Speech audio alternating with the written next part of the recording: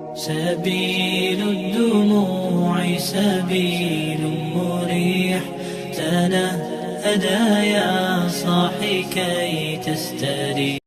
Kisah yang kedua, kisah Sufyan ats-Tsauri. Sufyan ats-Tsauri ini teman-teman sekalian, Bapak Ibu sekalian, adalah dikenal dengan Sajjad. Sufyan ats-Tsauri ini ulama besar, sama kalangan tabi'in juga yang belajar dari para sahabat. Dia terkenal dengan Sajjad. Sajjad ini ahli sujud, ya. Kalau dia sujud, dia nggak angkat kepalanya sampai selesai hajatnya sama Allah. Sampai temannya pernah cerita, saya pernah duduk di sebelah Sufyan ats-Tsauri, kemudian dia sujud di rakaat pertama, di sujud pertama di Ka'bah di Mekah. Orang ini kebetulan tinggal di Mekah. Sufyan ats-Tsauri ulamanya Mekah pada zaman itu. Dia bilang, temannya bilang, saya lalu tawaf. Saya tawaf pertama selesai, Sufyan ats-Tsauri masih di sujudnya, sujud rakaat pertama, di sujud pertama. Saya tawaf yang kedua, masih di sujudnya. Yang ketiga, sampai dia bilang saya selesai tawaf 7 kali, Sufyan ats-Tsauri masih di sujud pertama di rakaat pertama. Dia bilang, saya tahu gara-gara saya waktu pulang duduk di sebelahnya, ternyata dia baru duduk di antara dua sujud, sujud yang kedua. Sujud yang kedua selama itu lagi sujudnya.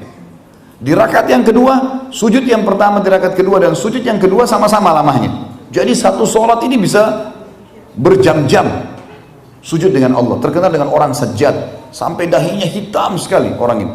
Terkenal sekali dengan ibadahnya. Ringkas cerita, Sufyan ats-Tsauri, Bapak Ibu sekalian, terkenal dengan kesolehannya dan ilmu agama yang luas. Maka waktu itu khalifah ngirim surat kepada dia ke Mekah, minta supaya dia menjadi hakim. Hakim.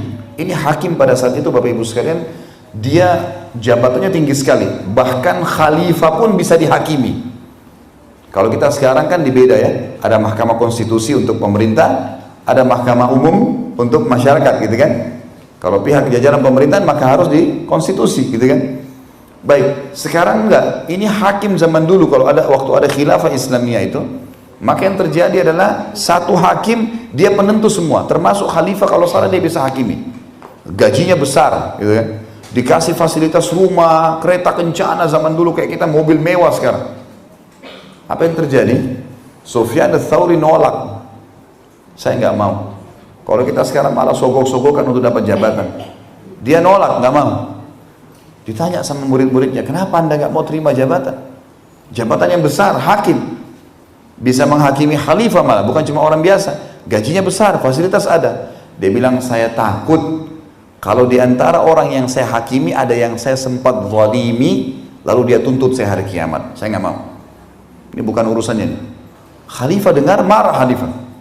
Tangkap Sufyan ats-Tsauri, harus jadi hakim secara paksa. Sufyan ats-Tsauri, Bapak Ibu sekalian, disebutkan dalam kisah ini, meninggalkan hartanya, pamit sama istri, anaknya, saya harus pergi. Tinggalkan Mekah, jalan kaki ke Yaman. Ini perjalanan kalau dari Mekah ke Yaman pada saat itu kalau pakai kuda bisa sebulan. Jalan kaki, 3 bulan baru sampai. Tiba itu dia mampir, istirahat, sholat, dia ada bekalnya dimakan, sampai tiba di Yaman, kehabisan bekal sudah, nggak ada lagi bekal dalam perjalanan. Dia lihat ada satu kebun kurma besar, lalu dia bilang begini kepada pemilik kebunnya, saya ini musafir dan saya butuh kerjaan, bisa nggak saya jadi pegawai di kebun kurma ini? Ini ulama besar minta jadi pegawai di kebun kurma. Pemilik kebun kurma tidak tahu siapa dia, karena zaman dulu kan tidak ada foto, orang nggak tahu mukanya gitu, orang cuma kenang namanya saja. Orang ini bilang, baiklah, siapa namamu? Dia pertanyaan gini, siapa kamu? Tanyanya gitu, bukan siapa namamu ya, siapa kamu? Dia bilang, saya Abdullah. Abdullah maksudnya hamba Allah ya. Dia tidak niat bohong, karena pertanyaannya siapa kamu, bukan siapa namamu gitu. Dan dia sekarang lagi dikejar oleh khalifah. Kalau dia bilang saya Sufyan, mana jadi masalah buat dia. Dia cuma bilang, saya salah satu dari hamba-hamba Allah gitu. Orang ini pemilik kebun tangkap, namanya Abdullah. Dipanggil Abdullah. Baik Abdullah, silakan masuk kerja. Kerja di kebun orang itu selama 3 bulan. Dalam beberapa kisah dikatakan sebulan. Yang jelas dia kerja di situ. Setelah 3 bulan, penjaga kebun, pemilik kebun sempat panggil, mengatakan, hai Abdullah, kesinilah.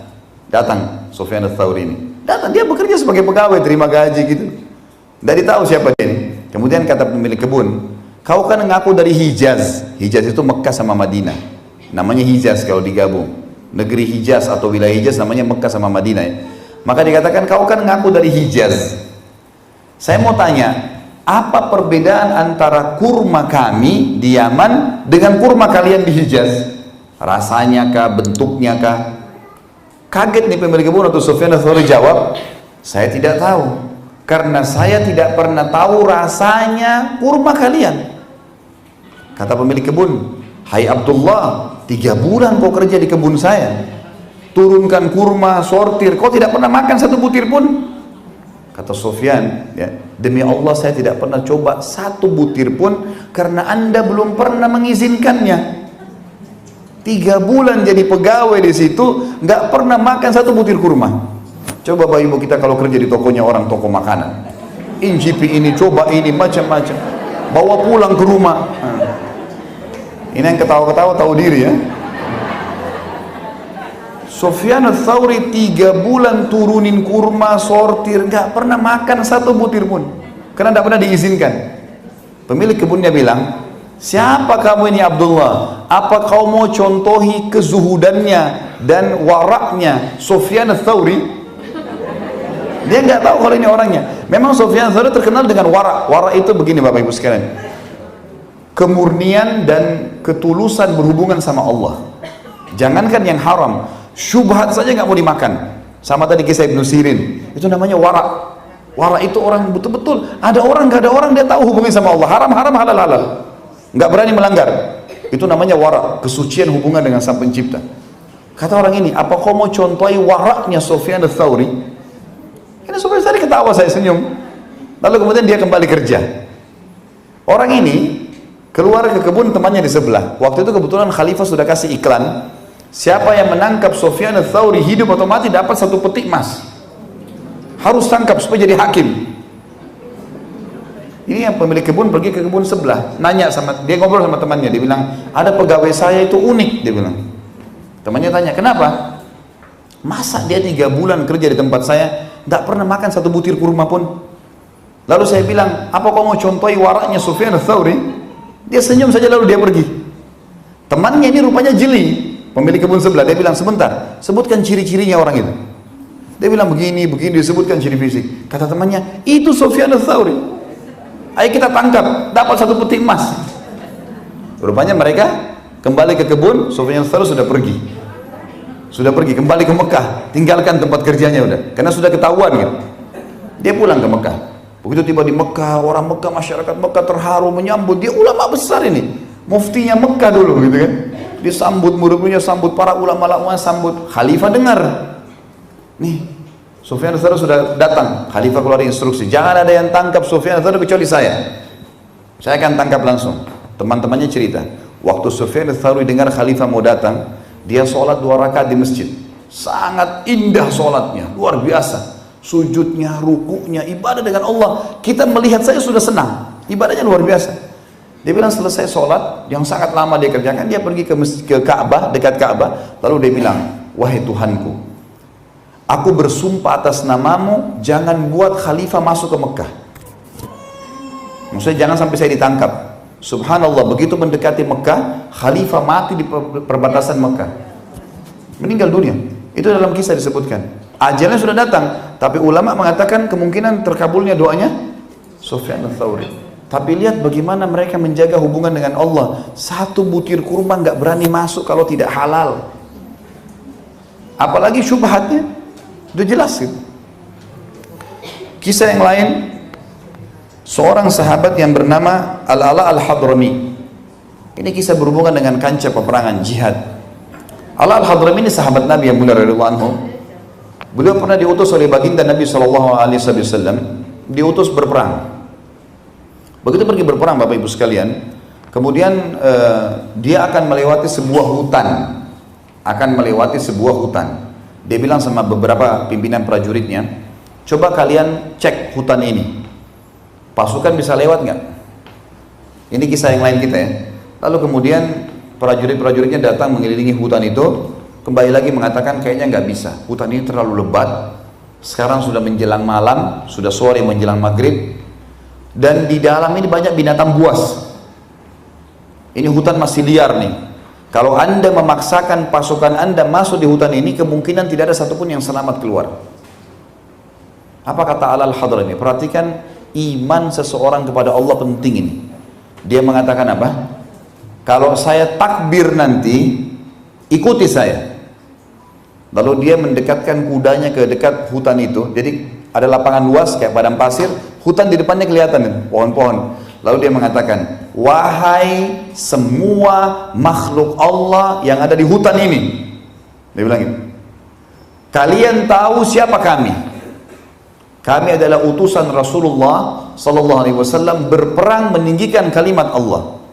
Maka mudahkan untuk kami melewati hutan ini. Gak ada orang yang berpikir nih, apa yang terjadi Bapak Ibu sekalian dalam kisah ini dikatakan, tiba-tiba hewan-hewan di dalam hutan itu semuanya bersusun satu sama yang lain, bersebelahan, membentuk jalan untuk keluar. Sampai-sampai serigala dengan kelinci bersebelahan, yang biasa menjadi mangsanya bersebelahan. Dan pasukan mujahidin sempat keluar tanpa satupun jadi korban. Lihat bagaimana keyakinannya dengan Allah subhanahu wa ta'ala. Ini penting sekali. Penting. Sampai hal yang kecil pun harus kita hubungkan dengan Allah. Kalau Allah tidak izinkan Bapak Ibu sekalian, demi Allah kita tidak bisa nelan seteguk air. Gak bisa kita kedipkan mata kita, gak bisa kita gerakkan jari kita. Ini kekuatan iman kepada Allah, harus kita tahu. Dan kalau kita sudah tahu itu akan jadi indah, karena semua jadi mudah. Sebesar apapun target duniawi yang hilang tidak penting buat kita kalau itu haram. Sekecil apapun peluang meraih ridhonya Allah.